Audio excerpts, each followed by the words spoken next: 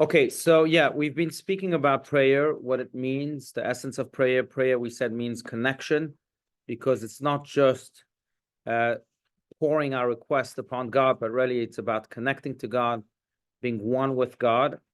And that in of itself also gives us the strength to remain connected during the day, so that even that the challenges that we face are not too overwhelming, because we're connected above, right? Remember, we spoke a lot about that. Now, in the most recent paragraphs, we've been speaking about different methods on how to pray. One of the methods, if you recall, was to repeat the words of the prayer multiple times, so that each time they receive a new meaning, and each time we can also personalize them with that repetition, making them our own. That was one method. The last method we spoke about was really contemplation, or as they call it, hitbonenut, before the prayer. That we contemplate God's greatness, whether through God's creation, by looking at the mountains here and the beautiful sceneries, or even by looking inwards at our own souls, at our own lives, the great miracles that happen there each and every day, with each and every breath that we take, for example. Just by contemplating God's awesomeness, we fall in love with God, so to speak, and then in of itself helps us then connect with God throughout the prayer. That has really no direct instruction as to the content of the contemplation. Again, everyone can contemplate in the best way they deem fit, but the idea is the same for everyone, and that is to exercise all of our thoughts and even emotions towards the greatness of God. Now,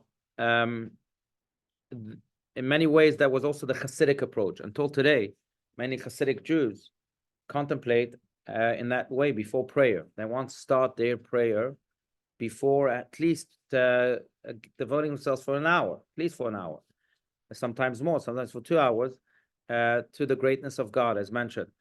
The last parable that was, if you recall, the last parable that was brought by Rabbi Steinsaltz was the parable of the Kotzker Rebbe, who was asked, why is it that you contemplate when sometimes it delays your prayer? You shouldn't be delaying your prayer. And he replied in the form of a parable. There was once a worker who had an axe, and he had to go and chop trees.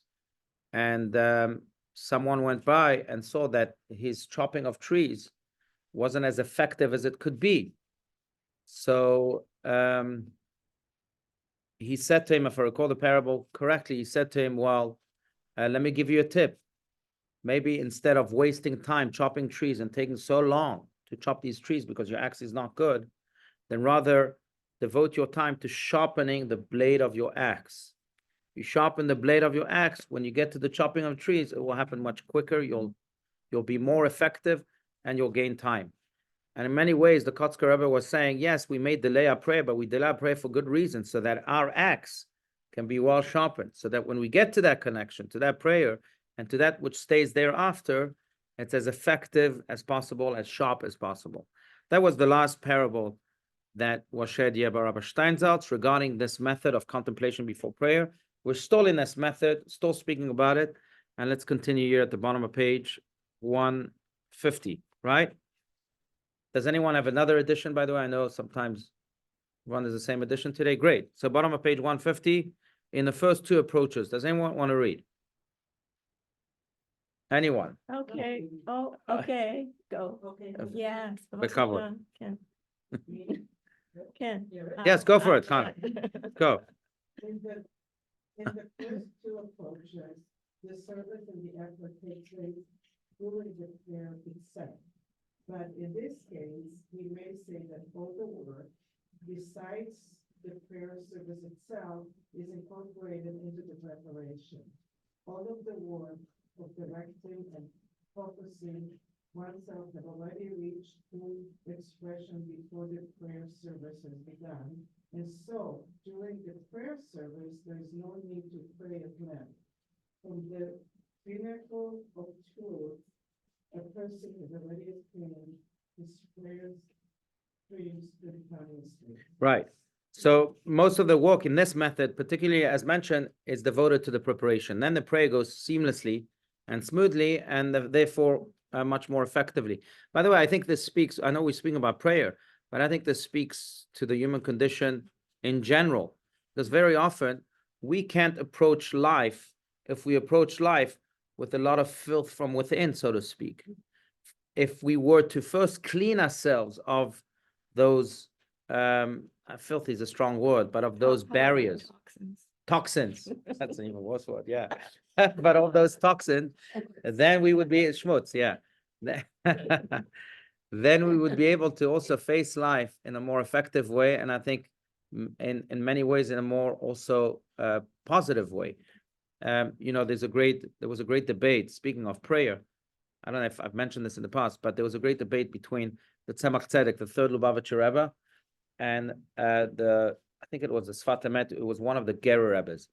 The Gerer Hasidim, until today, are a branch of Hasidic Judaism, which all stem from the Baal Shem Tov, the same founder of the Hasidic movement.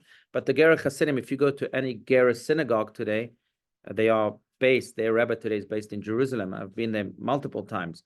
But if you go to a Gerer prayer, you'll see that it happens very quickly. Unlike CBT, where you get bored here after 3.5 hours, 4 hours of prayer. But there they pray very, very, very, very quickly.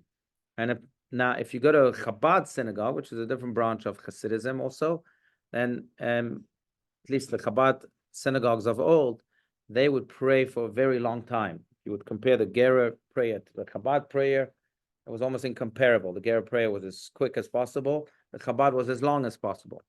And there was a fundamental agreement about the length of the prayer, about what we're speaking about, by the leaders of those two movements, the Gerer Rebbe and the Chabad Rebbe, the Tzemach Tzedek and the Sfat Emet. And the Tzemach Tzedek, the leader of the Chabad movement, once asked, of some 200 years ago, once asked the Gerer Rebbe, why is it that you guys pray so fast? And the Gerer Rebbe responded with a beautiful analogy. He said, because when a train travels fast, nothing strange can jump on top of it. Mm-hmm. So if my prayer is fast, I can't be distracted. I stay focused. And the Tzemach Tzedek responded so beautifully. He said to him, that's true if all of the strange things are outside of the train. Mm-hmm. If they're inside the train, no matter how fast you travel, they'll always be there. So by us, Chabad Hasidim, we spend so much time in order to eradicate the strange things from within. And that's why it takes much longer. But in many ways, that it's true for life, as mentioned before. We can't approach life effectively, can't approach people effectively, we can't approach challenges effectively, we can't approach businesses, whatever it is that you're doing, you can approach them as effectively as you could if you were to first look within and rid yourself of your toxins, as you called it. That's true really for every area of life, but it's particularly true for prayer. You know, very often parents make that mistake, that they share, you know, that as a psychologist, and I think many of you know that as parents, that we pass on our own personal problems to our children, even subconsciously, because we carry them. So very often we react to our children's behaviors based on our personal traumas. So because my parents shouted at me, I have to shout at my children for no reason. It's a trauma that I carry of my parents shouting at me, and I think it's effective because of, you know, whatever. So I pass it on. But what if I were to first clean myself? Maybe my relationship with my children would be better. It's true again for every aspect of life. I don't think that there's an aspect of life that this big idea does not apply to. But it's certainly true for prayer, because in prayer we are seeking to again connect with God. And our connection with God won't be complete and will certainly be contaminated if we don't come to it clean in a clean way. And the only way really to come to it in a clean way is by first meditating and cleansing ourselves. And by the way, Hasidim did not just contemplate the greatness of God, but this process of cleanliness also expressed itself in other ways. For example, until this very day, Hasidic Jews, and many others too, go to the mikveh before prayer, so that it's not the mind, but it's also the body and the rest that is also being cleaned. It's not just mikveh and contemplation. Very often they give tzedakah before prayer. Why do you give tzedakah before prayer? Because again, you want to clean your relationship with others. You want to fill it with kindness. So that cleans the interpersonal relationships you have by giving tzedakah. So very often, again, they clean themselves in multiple ways, in many realms and dimensions, so that when they finally approach prayer, they are there completely clean.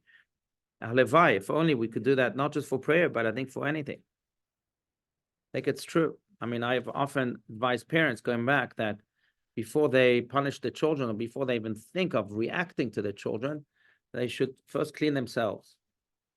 You know, the Baal Shem Tov was very, very particular, and he would mention that a lot. But there's a passage in the Talmud that says, in the tractate of Kiddushin, that says, Kol posel bemumo posel. I'm quoting verbatim, which means whoever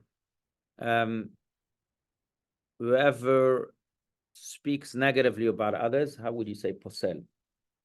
It's not really gossip. No, pasul, from the word prohibited. Whoever makes the other prohibited, in other words, the guy is, you shouldn't, whoever demonizes the other, maybe, or at least speaks negatively about others, he's really speaking about himself. If you find a negativity in the other, it's simply because you have that negativity. So it's reflected in the other, in your eyes, not knowing that really it's in you. Yes. What about in war collectively? So that's a good question. What about in war collectively? Well, I think that many of these ideas can only apply to the individual, because the individual is too blind to see that which happens. It's too close to himself. As the Talmud says, Adam karov etzel atzmo. Right? It's almost like if I were to hold this book this way, I wouldn't be able to see it. But very often, that's how I'm looking at myself. I can't see the words in front of me. I can't see my negativities or even my positivities because I'm too close to myself. The only way to see them is very often by outside help. Someone, a mentor of mine, for example, would tell me, hey, you should work on this trait. When the collective comes together, I think we have that outside perspective. And it's worked on so that the book is not here anymore, it's there. So I think that applies mainly to the individual. Rabbi, But it's a great question, though. Yeah. I was just going to sort of share one of the things that I found absolutely astonishing and heartwarming, which is an understatement, is when our soldiers, before they go out to war, what do? How do they prepare themselves? They're putting on tefillin, they're davening, they're essentially, aren't they, in a way, Right. Cleansing themselves in Right. preparation to go out and eradicate the enemy. I mean, That's right. I see that all the Yeah. time Yeah. on Instagram, believe it or not, coming Right. from what they're doing on the ground. So Right. in their own collective way, they are preparing themselves. Very good. Yeah. I see that a lot. I mean, I've spoken to my son about this many times. He's in Gaza, as many times as he has called, which is really not many times. But you're right. I think that they, first of all, they question themselves all the time, which in of itself is a process of cleanliness. And secondly, I think that, yeah, they ensure that they want to be connected to something greater, to Hashem, so that what they do is divine and not just man-fueled. Yeah. But again, going back to what the Baal Shem Tov would quote, I mean, that's the Talmud again that says that if you find negativities in others, find negativity in yourself. I'm just reminded of the story of Rabbi Meir of Premishlan. Rabbi Meir of Premishlan was also a great Hasidic master who was once approached by a shoemaker in his town who came with a big complaint. And he said, Rabbi, you got to help me out here. As you know, up until not long ago, I was the only shoemaker in town. And now there's another shoemaker who came and he's stealing my business. You should close his shop down. And Rabbi Meir Premishlan, who completely disagreed with him, felt that there was enough business for everybody, tells the shoemaker, let me ask you a question. Why is it that when horses go to the water and they bend down to drink from the water, they first kick the water? You see horses, they go, they're about to drink, and then they first kick the water, and then they drink. Why? And the man says, I don't know. Rabbi Meir Premishlan says, I'll tell you why.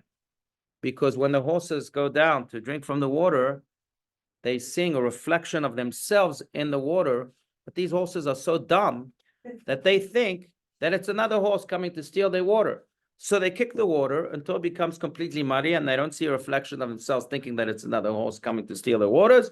And then they're happy to drink the water knowing that there's no horse coming to drink the waters. But these horses are so dumb because first of all, what they're seeing is a reflection of themselves. Secondly, don't they know that there's enough water for everybody, for all the horses in the world? He says to the shoemaker, what you're seeing is a reflection of yourself. You're jealous because you're insecure. It's a reflection of yourself. But don't you know that there's enough water, enough shoes, enough business for everybody? So very often, again, what we see is really a reflection of who we are. Yes. This is the first time I'm disagreeing with you. Please. So, Yeah. I welcome disagreement. Yeah. The legacy of Solomon, and it's about a horse. And it's a true story. It's about a couple that started like a horse farm. And they took care of a lot of veterans in America. It's called the Hope Wise. And these horses really connected with people. And they did an awful lot of therapy with people. So I don't know if this is disagreeing, but I found it because I never thought much about horses. I never rode a horse. I know your wife does, because when we went to Mexico, but the thing is, I just, Yeah. I was very impressed with horses. No, I'm not demeaning horses here. But let me tell you, they're certainly not the wisest of animals. They help a lot for therapy and other things, but they're not the wisest animal is probably the elephant. And then the dolphin, maybe. Dogs are pretty clever too, but certainly not horses. Horses are quite dumb. So Rabbi Meir Pramishran was pretty accurate on this, but they are good horses. I'm not taking away from the good that they do. No, I kind of asking me my thoughts. Honestly, I've never been involved with horse therapy. I hear it's pretty phenomenal. I mean, it's because the horses are so huge Yeah, and you have to get over so much of your insecurity to right. be able to connect Oh, with very the good. horse. But Very Have good. you done horse therapy? Yeah, Have you? What very good. was it good? it's fabulous. Okay. Yeah. It is. Yeah. Yeah. And they sense children, Right. Yes. they sense some of it. Yeah. They have a sense, guy, They have a sixth sense. Yeah. everything. Cats have that too. Yeah. Yeah. Yeah. Yes, Seth. It's the business. This is, by the way, it's not a Kabbalah class, it's a zoology class right now. So go ahead. Yeah. Not zoology related. Okay, yeah. Although the competition that we're facing are beasts. So, That's right. Good point. no, my only, I would assume that the shoemaker, the competition that's popping up on the street is intentionally trying to sabotage the other business. Right. It's playing fair in the market. Yeah. So in the case that the competition is actually doing things that are outside of the realm of legality or anything else. Right. Seems to make becomes a little more. That's right. That's right. That's right. So we got to put that story in the context of the fair. legitimate competition rather than the illegal one. Yeah. Yeah, very good. That's true. That's true. I thank Okay. you, Rabbi, for saying that story. Yeah. I don't mean to interrupt with it. I think I love stories because it makes us look deeper. Right, especially at horses. Yeah. Right. Okay, good. Yeah, yeah. No, but okay. The point is, again, what you see in others is really what you have in yourself. And it's true the opposite way. Let me stress that because we haven't spoken about this. If you're a person that sees good in others, it's because you're a positive person. If you're full of love, it's because you love yourself. And you're secure with yourself. It was in last week's portion, by the way. Last week's portion has a verse that I think needs to be said in this context. And it's an interpretation again of another Hasidic master, the Kotzker Rebbe. But in last week's portion, the portion of Bashalach, towards the end, after the splitting of the Red Sea, the Jewish people come to a place and they try and taste the waters of that place because they're thirsty, but the waters are bitter. And in fact, they were bitter to the point that the whole place was named Marah, bitterness, by the Jewish people because the waters were bitter. But the verse that speaks about how the Jews could not drink from the water because the waters were bitter says as follows: Al ken lo yachlu lishtot mayim mimara ki marim hem. They could not drink water from Mara because they were bitter. Mm. The Kotzker Rebbe says, what was bitter? The waters? No. The people. They were bitter, and therefore they could not drink from the waters, because if you are bitter, the waters will be bitter. If you are sweet, the waters will be sweet. That's a revolutionary interpretation. That's really not the simple translation of the verse, but it speaks again to the essence of the human condition, that if you are bitter, then everything else will be bitter around. If you, You share a story about a bird. yes, that's right. That's that story of the bird that I've shared before, but that's a classic French story from Fable de La Fontaine.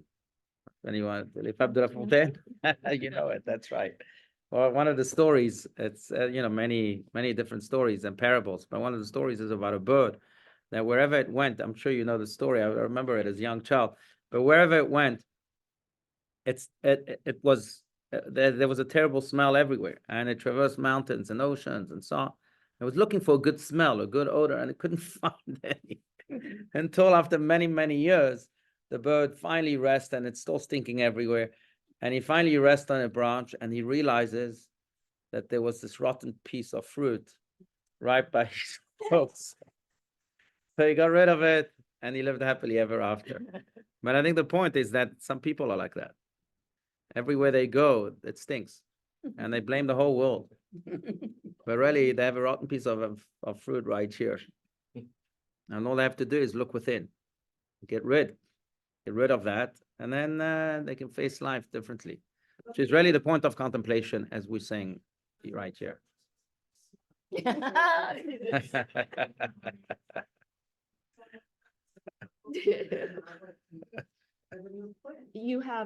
You're a great advocate of horses. Yeah, If ever we talk about dogs, which we won't, because if we do, Rabbi Allouche already knows how I feel about dogs. But every animal has its advocate, absolutely, right? absolutely. Yes. Yeah, speaking of horses, I know I'm deviating here, but this is a good story of Rabbi Menachem Mendel Futerfas, who we mentioned him in the previous class, but a man who suffered greatly in his life. He was in the Gulag in Siberia for many years, just for being a proud Jew in the Soviet Union. And at the same time, he never knew his father. His father died when he was in his mother's womb. He married, he lost 4 children. 4 children who died of diseases. He had really a very, very hard life. But Mendel Futerfas spoke about his years in the Gulag and how many lessons he learned from his fellow inmates. And one of the lessons was about horses. So I'll share it. And it's about a Cossack that he met in the Gulag. And he said to him, let me ask you, how do Cossacks pick their horses? Because apparently they have the best horses in the world. How do they pick the horses? And the Cossack told him, look, this is what we do, but you can't share this with anybody. It's the secret of how we pick our horses. We go to the forest where the horses are, and we start shooting at the horses to the point that they run towards the river of the forest, or that stream of water where it's pretty deep. And then there are 2 types of horses. Those horses that can actually go and run through the water, maybe even swim through the water and run away. And those horses that get stuck by the water. So he says to him, so you pick those that can swim through? He says, no. Very rarely there's a 3rd type of horses. That 3rd type of horses are the horses that can swim through, and they do swim through, and they go to the other side and start running, but then they realize that they left some young horses drowning in the water. So these horses are the horses that go back to pull those young horses out of the water and help them. As soon as we see a horse like that, we paint them with our symbols, and then we go find them in the desert. Because the horses of the Cossacks are so great, because they have the best hearts in the world. And he said that he learned really the lesson of Ahavat Israel, of loving your fellows, yourself, from the horses of the Cossacks. Mendel Futerfas would tell this story often. So you see, some horses are excellent, not just good, are excellent. Okay. All right, let's continue. Bottom of 150, the difficulty. Hannah, if you want to continue. Oh, my. Yeah, But be careful when you say that, because it could reflect, that's right. Everybody's wise. Yeah. Everybody's good. This board preparation, the tool. One does not study a topic or the framework of a specific prayer service, but directs oneself to become an instrument of service. The demands of this path are greater than that of other modes of prayer. The issue with which a person must contend is not an intermediary step, such as understanding focus or preparation, Mhm. but the point of truth itself. The question one must face before praying is whether one is able and willing to stand in the presence of God. The purpose of this preparation is to bring a person to the conclusion that he may truly wish and truly can pray at this moment. This may take 1/2 hour, 3 hours, or 10 hours. Everything is predicted on the prediction that he will not begin to pray until he is truly ready to do so, no matter how long that may take. Right, on a very simple level. Sorry? These people that pray for 10 hours. But no, the preparation might last 10 hours. The prayer might go quickly. Right. What do they do for a job? Well, they have night shifts, not day shifts. But let me just give an example so we can better understand this.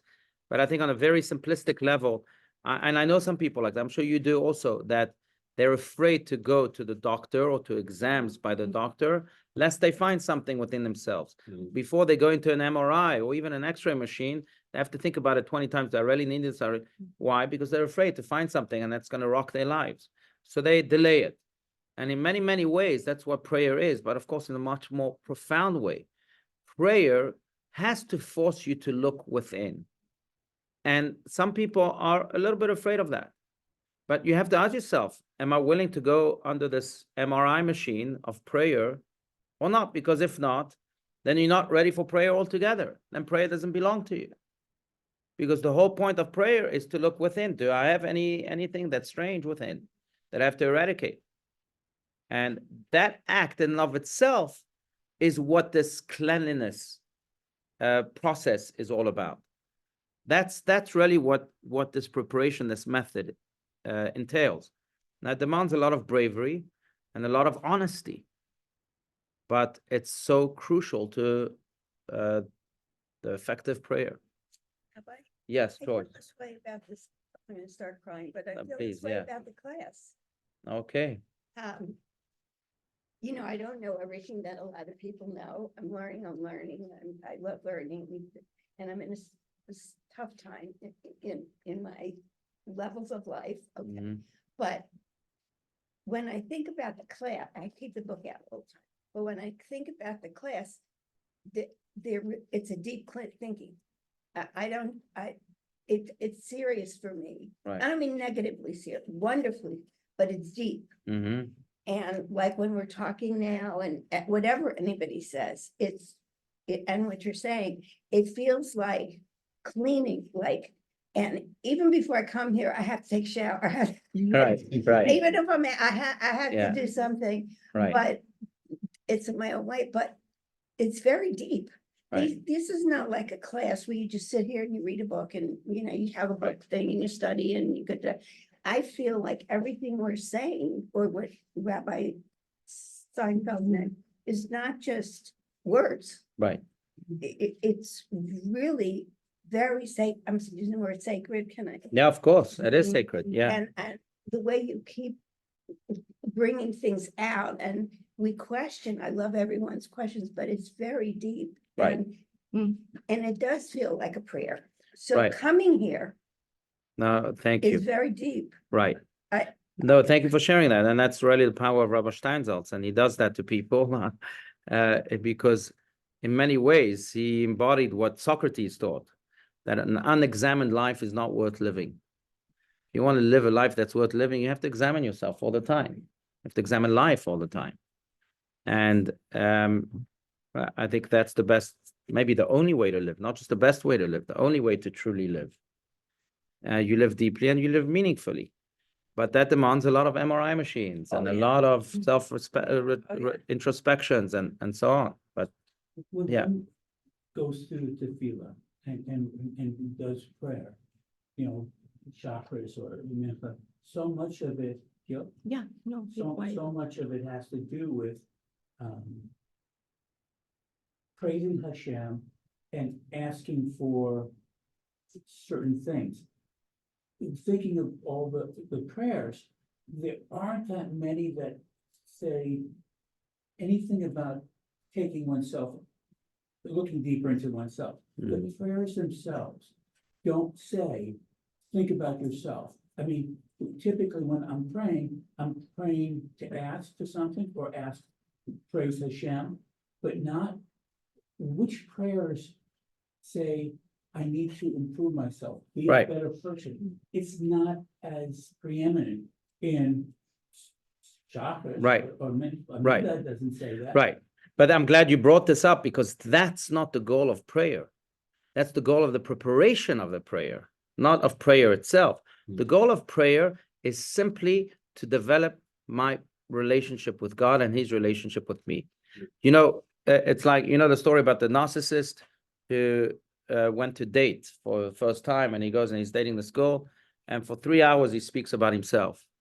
And after, it's a narcissist, right? After 3 hours, he tells the girl, okay, enough of me speaking about me. What do you think about me? So a man like that has zero chance of having any type of relationship with anybody because he's a narcissist. So he has to get rid of his narcissism in order then to develop a real and a veritable relationship. Same year, the preparation of prayer is to get rid of this narcissism before we even go dating with God, so to speak. Otherwise, the dating itself will be completely contaminated with narcissism. And sometimes it's not just narcissism, it's other things, right? So we have to clean ourselves. And then we can speak about God, not just me. I can speak about how great he is. We can talk about the relationship itself. And that's what a prayer really is all about. Yes, you. Prayers, I think, like when you mentioned about honesty, also I want to mention vulnerability. Mm. Being vulnerable is not a comfortable kind of a feeling as oneself, and because we like to protect, we like to survive. Right. Completely honest and completely sincere and vulnerable. So really, you get down deep, and there's I think Rabbi mentioned that the layers last Right, week. right. So there is no layer Mhm. between God and Hashem. Right. So we can reach out to him when we are in a prayer. So Right. the vulnerable state of Right. God is really something that Right. Right. Very, very good. You're right. Vulnerability is an essential component to prayer. And that's achieved through that preparation too. There's in many ways, if you think about this preparation is humbling the person. And humility is also what makes you vulnerable. Recognizing that, no, you're not always in control, that you're not the center of the universe. That makes you vulnerable. So, I'll go into a very, very strong, but it's an expression that's used in Kabbalistic circles and Hasidic circles too. But they speak of this preparation being about what's called bitush. It's a Hebrew word, levatesh, bitush. Bitush means hammering. You have to hammer the ego in order to be ready for prayer. You have to make yourself vulnerable, humble yourself and make yourself vulnerable by hammering this ego, bitush. So you're right, it's a very strong component. Yeah. And patish Yeah. is a hammer. And patish is a hammer. So it really, That's right. literally, quite literally Yeah. means to hammer. Yeah, that's right. Lowering it, or even, yeah. Rabbi Steinsaltz once said, I mean, it's a powerful line if you think about it, that it was a good line. Someone was saying, someone was being introduced. I remember being with him at this event, and someone was being introduced, and the man said, "Oh no, it's not true." Like he was trying to humble himself. So but sometimes humility comes from arrogance.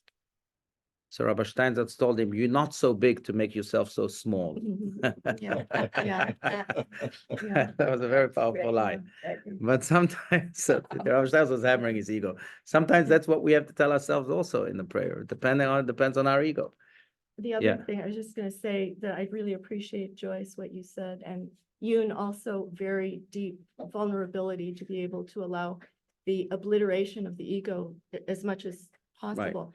But the ego everything is from Hashem, everything.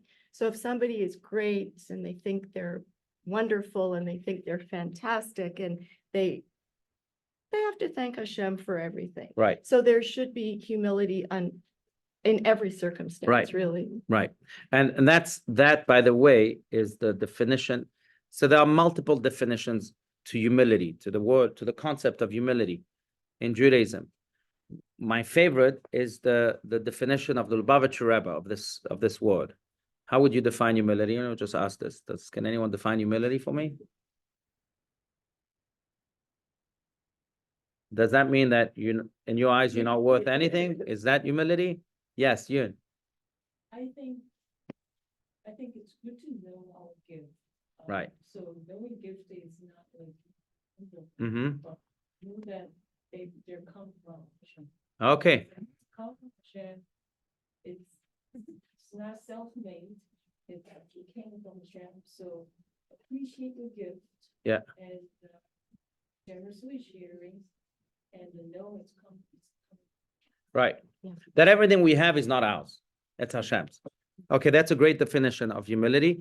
I think the Lubavitcher Rebbe sharpens that, but he goes in that direction. And he says that humility is knowing what your gifts are and your skills. You have to know you are, and that's important. Otherwise, you can't fulfill your purpose. But you also know that if those skills and gifts were given to someone else, that someone else would do a better job with those gifts and skills than you do. That's humility. That's a powerful definition because it keeps you humble. It does. Yeah. Someone else would do a better job. Moses was the most humble man on planet Earth. That's what the Torah says in the portion of Baalotcha. That Moses was the most humble. Does that mean he didn't know his gifts? He knew his gifts. He knew he was a leader. But he knew, number one, that God gave those skills to him and he could take them away like this. But he also knew that if they were given to someone else, to Aaron, that's what he says when he's chosen as a leader, give it to Aaron, he'll do a better job with them. They'll give them to me. The other thing I think is the gifts that we're given, we have an obligation to really share and use them the way Yoon said. Right, We cannot keep them to ourselves, right, or we can't share a little bit. right. We have to share as much as we're able to share. Absolutely, absolutely. Another Hasidic story, speaking of humility and vulnerability, which is such a strong component to prayer. But one of the great Hasidic rabbis, the Maharash was his name, Rabbi Shmuel, once came to see a wealthy man in his village, and he said to him, "Look, I need you to help me because there's a bride that's getting married and she has no money for a wedding. Can you give me this sum?" And the man says, "I've given enough this year, leave me alone, goodbye." Soon thereafter, he started losing his wealth, losing his money. And he said to himself, "Gosh, maybe it's because I said no to the Rebbe." So he went back to the Rebbe and he said, "Rebbe, I'm so sorry. If you had told me that I would lose my wealth, I would have given you as much as you wanted." And the Maharaj says, "No, let me tell you how this works. Hashem had a lot of money to give to this bride for her wedding. And he trusted you that you would give that money to that bride. So he put that money in your bank account." Mhm. And when God saw that you're not doing what he entrusted you to do, so he said, "You know what? I'll take the money out of his bank account and put it in someone else's bank account that I can trust, that someone else will do what I want with this money." And that's how it works. So if you promise me that henceforth you will use your money charitably, because that's really what God wants you to do, then you'll become wealthy again. And he promised him and he became wealthy again. But that's the idea, not just with money, but with skills, with gifts. If God gives us gifts, it means that he wants us to use them for the betterment of the world, not for ourselves, for the betterment of the world. And if not, God might say, "You know what? You're not doing what you're supposed to do, the skills, I'll give them to someone else who'll do what he's supposed to do. And that's humility. That's humility. Okay, let's continue a little bit more here. Page 151. This- I'll- Please, yeah. The story in the Talmud about, I volunteered because I like this part. Oh, yes, it's a great story also. Story in Yeah. the Talmud about Pliny, the circle maker, is instructed. Pliny did not make a request of God as others did. For he brooked no denial of his prayers. At a time of drought, he drew a circle, stepped into it, and declared that he would not leave the circle until the rain fell. And God sent down the rain. The Bible tells a similar story about Jabez. Yeah, Yahweh, yeah. Jabez, who made a request of God on the condition that if you do not fulfill my request, I will send Shura. Immediately, God brought about what he requested.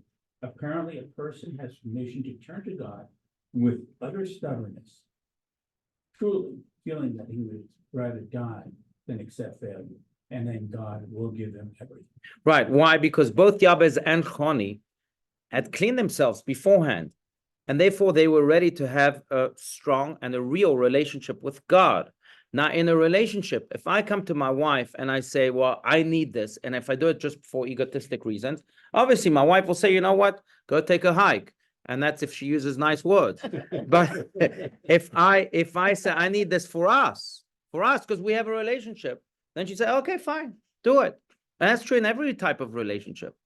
I mean, you can argue about what you need and so on, but if you come from a humble standpoint, like you said, from a relationship standpoint, not from a me standpoint, then your request can be fulfilled. Same here, Choni and Yabez came from, they had cleaned themselves. And therefore they said, God, the world needs rain. So I'm not leaving the circle until you give rain. I'm not asking this for me, because we're partners in bettering this world here. God says, you know what, you're right, here's rain. And same with Yabez. So once you have that relationship, then the connection with God is a connection that is fruitful. But if you don't have that relationship because of your own toxicities, then you remain with yourself alone. And then God does not need to necessarily fulfill your request. Yeah. Two questions. Yes, One is, please. well, I haven't heard of Yabez. Sounds like good stories. And they're good stories, very good stories. Yeah, you're right. I'm missing out. No, it's true, unfortunately, yeah. And the other is, it's quite a thing to make a demand. Yeah. That you're not going to leave a circle, or you're going to, that sounds like a level that people probably aren't reaching in modern times. I'm just wondering, like. Right. So by the way, Choni's story goes even deeper, because he drew a circle and he said to God, if you don't send rain, then I'm not going to leave the circle. God sent very light rain. And then he said, God, that's not the type of rain I wanted. I wanted strong rain. So God sent very, like a monsoon type of rain. He says to God again, that's not the type of I wanted. I want a rain that's fruitful. So then God sent that type of rain, and then he left the circle. So the demands were repetitive, but and strong. But I think that just again, from a logical standpoint, when I have a real relationship with someone, and I can speak like that, I can demand things, because I'm not doing it for me. There's zero ego involved. It's simply because of us, of what we're trying to build together. So you make a point by making a demand. Make a point for the greater good, not for you. Then again, it also says that you have to make the effort. Absolutely. As a person. Absolutely. The requests here are a little bit beyond a person making an effort to study or to something of that nature. And these are. That's right. It goes both ways. God will have the same demands towards you, and you have to also do what you need to do. It goes both ways. Right. But once you can't sit back and just. Right. Absolutely. Absolutely. Good point. But why haven't we heard of Choni and Yabez? I don't know. Unfortunately, yeah. I mean, these are not stories that Disney has made movies of yet. So, Do they and other people. Did they appear? I think Choni is in the Talmud. Choni is in Tractate of Tanit. And Yabez is in Chronicles, which is the last book of the Bible that really no one studies. Unfortunately, I mean, including myself, I haven't studied it enough. Because you have Yeah. at least 23 books beforehand, Mm. according to the biblical calculation, yeah, Mhm. yeah. Yes, please.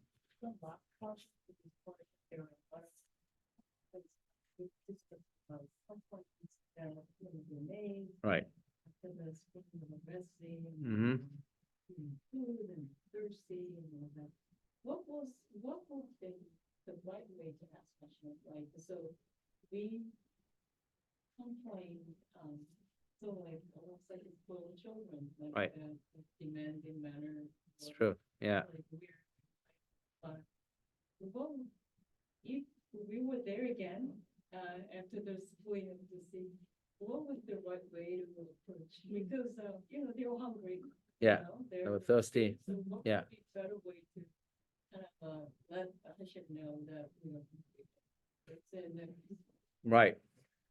By saying please. No, I know that's what we tell our children, but it never works. So I think there's two, this is very much connected to prayer, because there's a way to ask in which I'm the center and I need this, and that's it, just because I need it. But there's a way to ask in which we say to God, we need this. There's a relationship here. We need this not just for ourselves, but for the betterment of the world, so that we have water so that we can serve you and we can make this world better, not because we can just quench our thirst.